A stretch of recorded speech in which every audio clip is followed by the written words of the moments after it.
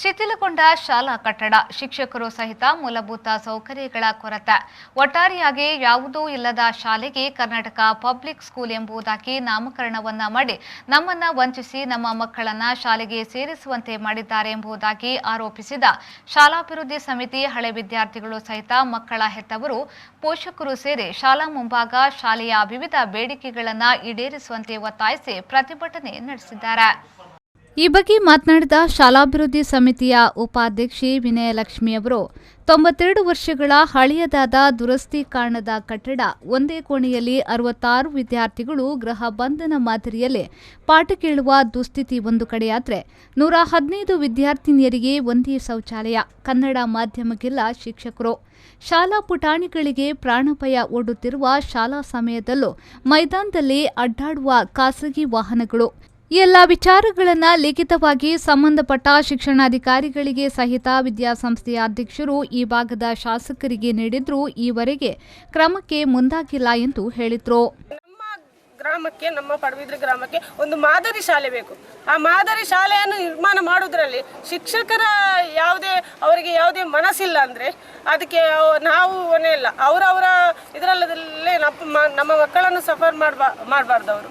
ಮತ್ತು ಅವರು ನಾನು ಹೇಳಿದ್ದೇ ಆಗಬೇಕು, ನನ್ನದೇ ಆಗಬೇಕು, ಅದೆಲ್ಲ ಅವರವರು ಏನಿದ್ರು ಅವರವ್ರ ಹತ್ರನೇ ಇಟ್ಕೊಳ್ಳಿ. ಅವರಿಗೆ ಸರಿಯಾಗಿ ಇಲ್ಲಿ ಕೆಲಸ ನಿರ್ವಹಿಸಲಿಕ್ಕೆ ಆಗೋದಿಲ್ಲ ಅಂದರೆ ಬಿಟ್ಟು ಹೋಗಲಿ ಅವರು. ಅದಕ್ಕೆ ನಮ್ಮ ಮಕ್ಕಳನ್ನು ಅವರು ಸಫರ್ ಮಾಡೋದು ಬೇಡ. ಯಾವುದೇ ಜಗಳ ಇದ್ರೂ ಅವರವರ ಇದರಲ್ಲಿ ಸರಿ ಮಾಡಿಕೊಂಡು ನಮಗೆ ಒಂದು ಅವರು ಶಿಕ್ಷಕರಾಗಿರಲಿ ಯಾರೇ ಆಗಿರಲಿ ನಮ್ಮ ಗ್ರಾಮಕ್ಕೆ ಒಂದು ಮಾದರಿ ಶಾಲೆಯನ್ನು ಅವರು ನಿರ್ಮಾಣ ಮಾಡೋದ್ರಲ್ಲಿ ಎಲ್ಲರೂ ಸಹಕಾರ ಬೇಕು ಅಂತ ನಾನು ಕೇಳ್ಕೊಡ್ತೀನಿ. ಇದೇ ವೇಳೆ ಪೋಷಕರಾದ ಜಯಶ್ರೀ ಅವರು ಮಾತನಾಡಿ, ಸರ್ಕಾರಿ ಶಾಲೆಗೆ ಮಕ್ಕಳನ್ನು ಸೇರಿಸಿ ಎಂಬುದಾಗಿ ಒಂದು ಕಡೆಯಿಂದ ಒತ್ತಾಯ ಮಾಡಲಾಗ್ತಿದೆ. ಆದರೆ ಇಲ್ಲಿ ನಮ್ಮ ಮಕ್ಕಳನ್ನು ಸೇರಿಸಿ ನಾವು ಸಂಕಟ ಪಡುವಂತಾಗಿದೆ. ಮಕ್ಕಳನ್ನ ಶಾಲೆಯಲ್ಲಿ ಬಿಟ್ಟು ಹೋಗಲು ಭಯವಾಗ್ತಿದೆ. ಕಾರಣ ಇಲ್ಲಿ ಮಕ್ಕಳಿಗೆ ರಕ್ಷಣೆ ಇಲ್ಲ. ಇಲ್ಲಿ ಎಲ್ಲವೂ ನಾನೇ ಎನ್ನುವ ಪ್ರಾಂಶುಪಾಲರು ನಮ್ಮ ಪುಟ್ಟ ಮಕ್ಕಳ ಹತ್ತಿರವೂ ಸುಳಿಯುವುದಿಲ್ಲ ಎಂದು ಹೇಳಿದರು. ವ್ಯವಸ್ಥೆ ಇಲ್ಲ. ಒಂದನೇದಾಗಿ ನಮಗೆ ತುಂಬ ಮಕ್ಕಳ ಸಮಸ್ಯೆ ಆಗುತ್ತೆ. ಮಕ್ಕಳನ್ನು ನೋಡುವಾಗ ನಮಗೆ ಬೇಜಾರು ಆಗುತ್ತೆ. ಯಾಕಂದರೆ ಇದರ ಬಗ್ಗೆ ಸಂಬಂಧಪಟ್ಟ ಅಧಿಕಾರಿಗಳು ಇದರ ಬಂದು ಮುಂದುವರಿಸಿ ಮಾತಾಡೋದಿಲ್ಲ. ಹಾಗೆ ಇದೇ ನಮ್ಮ ಪ್ರಿನ್ಸಿಪಾಲರಾಗಲಿ, ನಮ್ಮ ಕಾಲೇಜಿನ ಪ್ರಿನ್ಸಿಪಾಲ್ ಸಮೇತ ಕೂಡ ಇದರ ಬಗ್ಗೆ ಮಕ್ಕಳು ಬಂದು ಹೇಗಿದ್ದಾರೆ ಎಂದು ನೋಡುವುದಿಲ್ಲ ಯಾರು. ಇದನ್ನು ಅಂದರೆ ಮಕ್ಕಳು ಹೊರಗಿದ್ರು ಅದನ್ನು ಕೇಳುವವರಿಲ್ಲ.